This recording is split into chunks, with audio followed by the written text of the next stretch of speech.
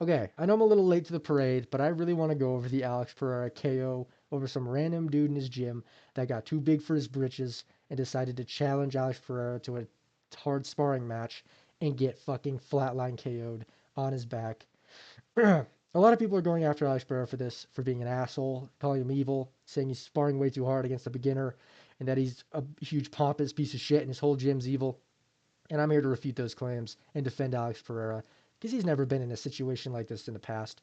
He's never knocked out some random dude and had his whole gym cheers it on. This is not a thing that happens. And a little bit of context clues, I think, really show what Alex Pereira's intentions were and show that a lot of people just have no fucking thought process in their brain whatsoever.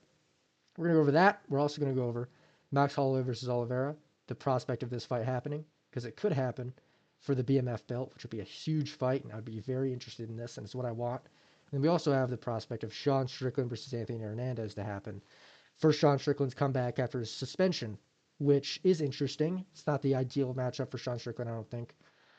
But we're going to start with the clip of Alex Pereira flatline KOing this random dude. And we're going to dissect this clip.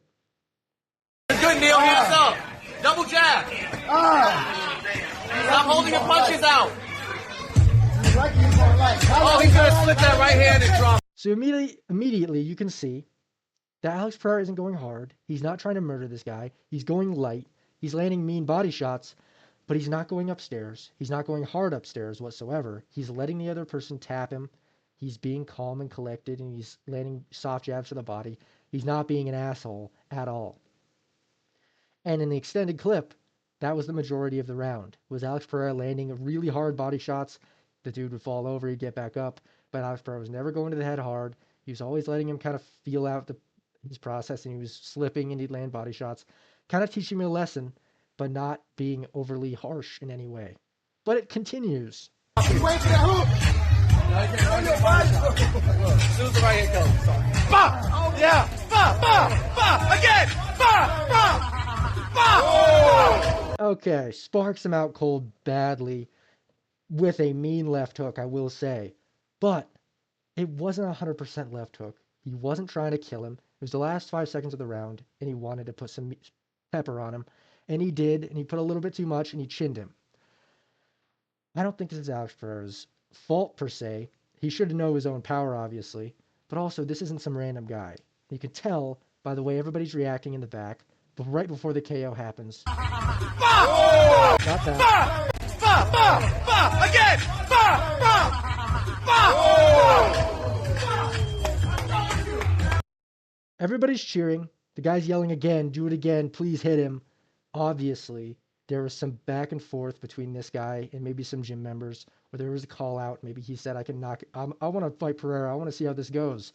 Because also there's a guy in the back right at the end there that said, I told you so. You shouldn't do that. Like, he obviously instigated this. He wanted to spar Pereira. Pereira was being light, considering the entirety of it. He landed a fucking crisp, perfect left hook right on the tip of his chin, but by no means was that 100% power. And it's not like he landed ground and pound or jumped on top of him. He put him out cold, and he was landing really mean body shots right before that. But obviously, there's some context to this that not everybody knows. The people that put this out there are kind of assholes, and his gym for cheering this on so much could be considered assholes, but we don't know the full story whatsoever. And in Alex Pereira's position, my guess, obviously this isn't 100% confirmed, but with context, he probably called him out, probably said, I'll spar you. He's probably chirping a little bit to his teammates, got in there with him. Pereira put some mustard on him and accidentally knocked him out fucking cold, in which everybody was celebrating. So obviously, he has pissed off some people in this gym or overestimated his capabilities. So yeah, Pereira is not at fault. He can't, calling him a huge piece of shit asshole when he's been in there with a ton of guys. Also, this guy, it's not like this guy's a featherweight. He's his size, and obviously a fighter to a degree, probably not a great one. Crazy to say that Alex Pereira is just this evil villain, because he doesn't do this. It's weird how fans can just spin this shit. And MMA Twitter is like the most retarded cesspool of shit ever on earth. I swear, MMA fans on Twitter might be the most retarded people on the planet. It's like weird. And I want to dissect one of these people in this video MMA Joey. He's an MMA YouTuber. I don't know him a lot, but he just happens to be here. He happens to have a little bit of an audience. And he's perpetuating this narrative that I hate. It's the narrative I'm defending or refuting in this video. I've been telling you guys for a while that Alex Pereira is an industry plant spoiled teacher's pet. Imagine being world champion and knocking out bums in the gym and flexing online. He's lucky that wasn't me standing in front of him. So it's obvious, clear as day, he's rage baiting for likes and for attention. That's pretty much his channel. He's a fat idiot, and I know I'm wearing a mask, so I can't insult the way he looks in any way. But I'm not fat, so I can insult him being fat and dumb. Because the mask doesn't hide anything about my intelligence. You can call me dumb, but I think it's a pretty clear idea that MMA Joey is a dumb retard, fat retard. And this take doesn't make any sense. Alex Pereira is an industry plant, spoils teacher's pet. He just knocked out a bunch of guys in spectacular fashion, moved his way up, beat Izzy, got the second belt. I know he's grifting, and I know he's being over the top and just trying to get rage clicks. But this is kind of the narrative of a lot of people on Twitter, and it's just annoying. It's so annoying trying to see opinions, real MMA opinions and like topics without just stupid bullshit being around every single post. Every Aspinall post, everybody's shitting on him for quitting, even though the doctor's notes are out. He has Brown's disease, Brown syndrome. Cyril Gahn gave him Brown syndrome. I'm going to be going over that in a different video. But it's just unbelievable, the narratives that MMA fans decide to push. And there's so many examples, but I just wanted to go over this one because it's the most relevant. Obviously, this guy stepped up to Pereira. Pereira was not going hard until the very end, and he put his fucking lights out with a perfect shot. It's not, Pereira's not an evil dictator. It's the stupidest thing I've ever heard in my life. So yeah, dumb idiots on Twitter. Alex Pereira is still the guy. I love Pereira. I don't have a lot, I'm not biased in this video though, I will say. I would have said this about Jones. I would have said this about anyone else. It's stupid. MMA Twitter is stupid. Next, we have Max Holloway versus Charles Oliveira for the BMF belt. It's rumored to be targeted for UFC 224. It's not going to be on UFC 224, but it's rumored to happen in general. I think this match is perfect. I would love to see this matchup. Max Holloway versus Oliveira 2. Their first fight ended in an esophagus injury on Oliveira, in which he just crumbled and fell over because his throat was fucked up. And this is the fight I wanted for Holloway and for Oliveira after Oliveira's win over Gamrot and Holloway's win over Poirier. This is exactly what I wanted, so it's perfect. And as for the matchup, I think it's super interesting. I think Holloway has a really good chance, especially Oliveira's chin. Like Holloway, he has decent takedown defense, and he has a lot better striking capabilities than a Gamrot. Gamrot was the perfect matchup for Oliveira to go against after the Poirier knockout, because Gamrot wasn't going to put his lights out. Gamrot doesn't have any power at all. Holloway at lightweight, he's got a little bit. He's got some mustard on him.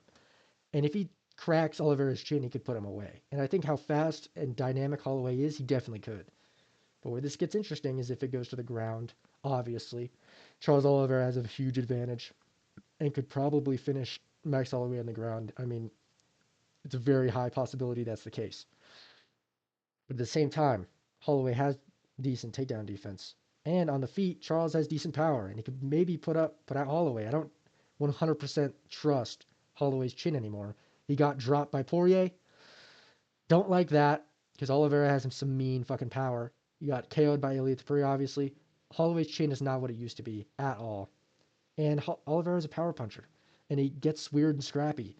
I could definitely see Holloway knocking out Oliveira with an overhand right. But I could see the same thing with a straight right hand from Oliveira. It's a very fun fight. And as of right now, I'd probably lean Holloway. I'm not going to lie. I don't really trust Oliveira's chin. And him coming forward the way he does, I think Holloway will be good on the back foot. I think he'll be able to stuff at least one takedown off Oliveira. And I think he puts some fucking combinations together and puts out Oliveira. I really don't trust Oliveira's chin. It's never been good, ever in his entire career. And now with the Topuria loss, it's not good at all. But Oliveira does have some momentum back.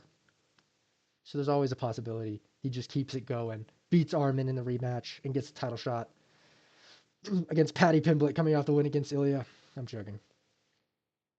I'm sure Ilya's going to go up to welterweight. That's my guess. I bet you Ilya goes up. I bet you Patty versus Oliveira is also a really fun fight. And Patty versus Holloway. Lightweight is looking pretty fun right now. So yeah, there's that. And then there's Sean Strickland versus Anthony Hernandez. So Sean Strickland's been suspended for getting the knockdown and punching that random dude that said eat my nuts or whatever.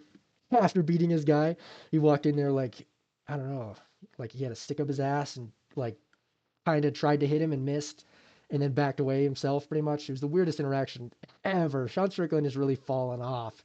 I'm not going to lie. He's really fallen off. He used to be so cool. He used to be, I'd fight anyone, anywhere. He used to be getting finishes. He used to just talk his shit. And now he's like weird on Twitter. And he doesn't fight anybody at all.